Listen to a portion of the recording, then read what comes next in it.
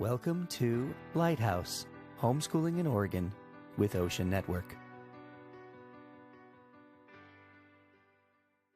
Welcome back to the Lighthouse. Today we're continuing our conversation with Wes Butler, focusing on practical engagement, real impact, and how homeschool families can support homeschool freedoms in Oregon.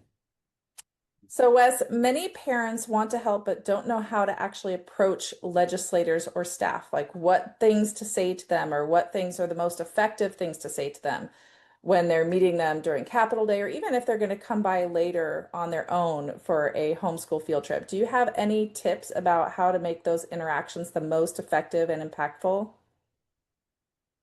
I think obviously you would never want to forget politeness and punctuality and just showing general respect for the office that they hold.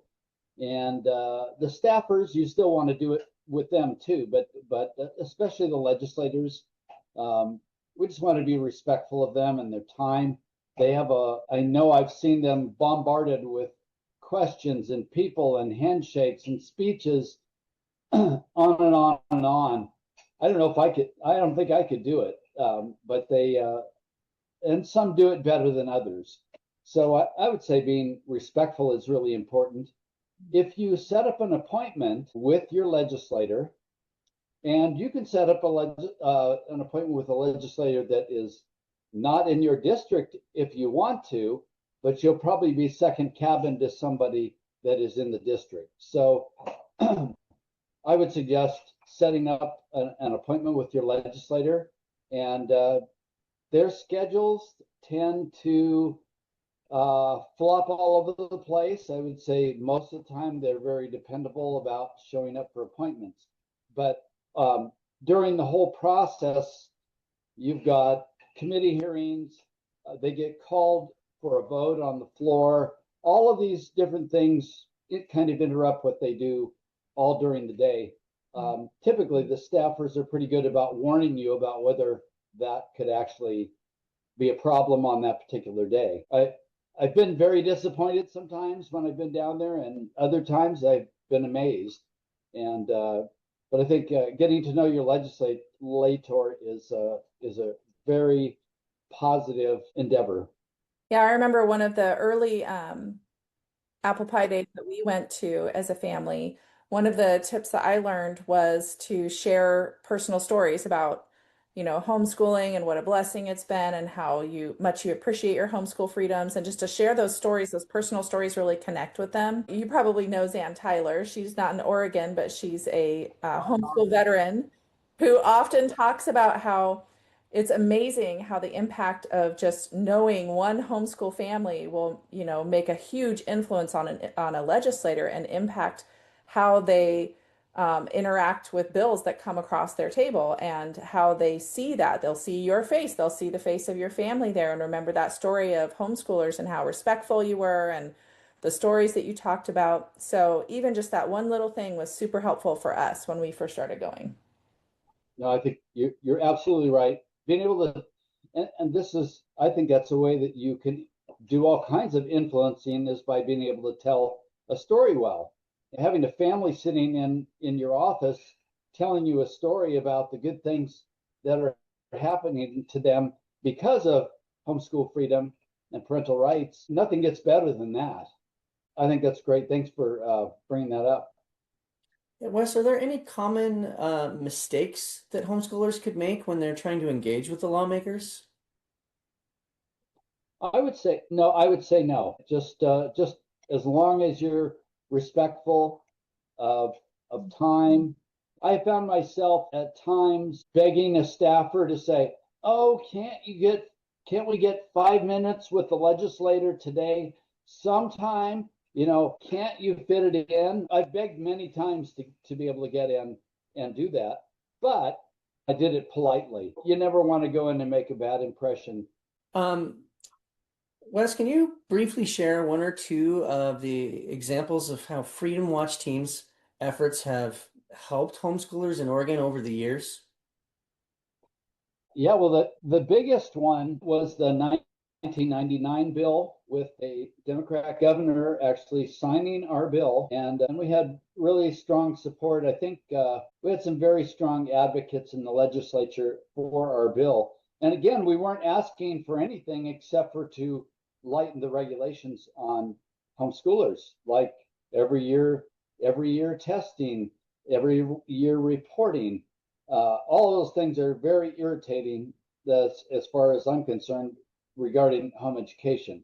So we went in 1999 for a full freedom bill, which means no government involvement with private educators.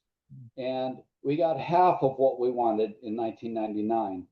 And that was fairly early in my involvement, but Roger and Dorothy and others were involved at that point. And I'm convinced that God was involved.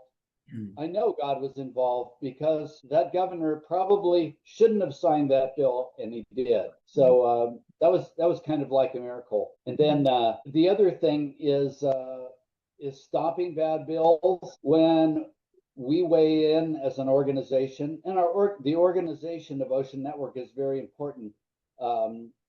You have more say-so and influence at the Capitol because you're part of a larger group. And in this case, of course, we're a statewide organization, and there's a certain amount of respect that commands at the Capitol.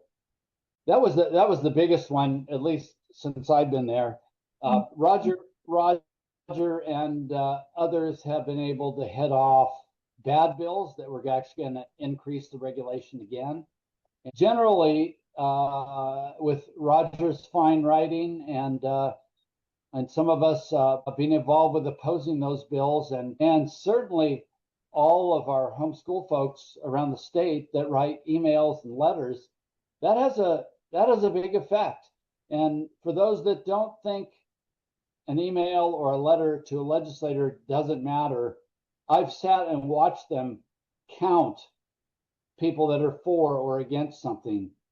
I've seen it repeatedly. I saw it in Washington, D.C., same sort of thing. So your emails do matter. I should bring up another, I have another thing that I should mention. The recent tax bill, the ODOT tax bill, the testimony that came in, you can actually email your testimony and they will print it and submit it in the committee hearing.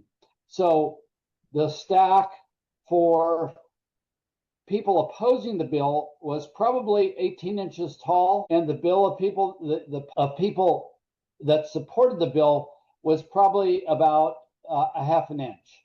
So, and that was significant. That's a story you can tell when you show a picture of these opinions that the people have submitted.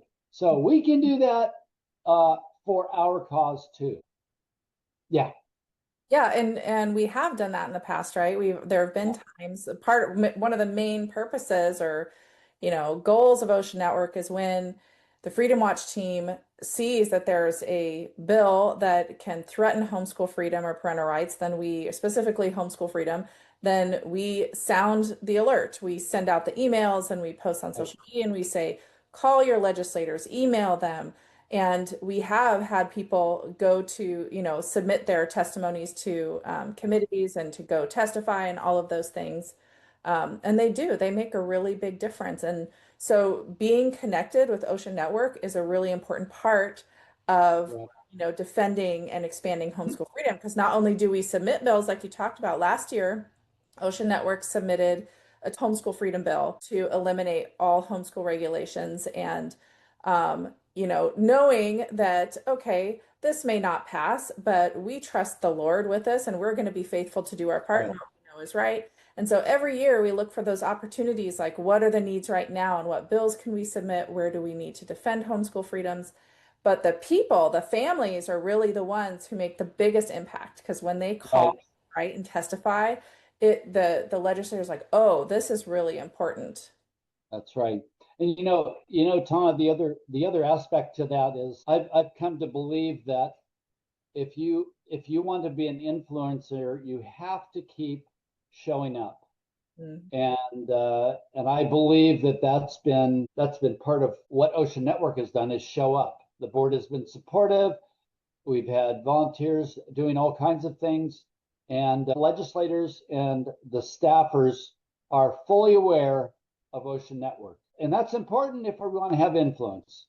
Yeah. If we don't want to have influence, don't show up for 10 years. I think that's great. I like the sword and the shield of what the Freedom Watch team does, dancing forward with the positive influence and cause for homeschoolers and defending against legislation that could curtail our freedoms. And we appreciate the work that you do there. Thank you, Wes, so much for joining us today. Thank you. And can I leave you with a verse that always encourages me? 1 Thessalonians 5. Part of the verse says, hold on to what is good. And I believe this is a good and righteous cause. We can be bold about our freedoms. Thank you so much. I wanted to encourage everybody to make sure that you come to Capitol Day as well. It's February 19th this year. I will leave you a link in the show notes for that, as well as some other links of ways that you can support OCEANetwork and get involved, even if you're not able to come for some reason.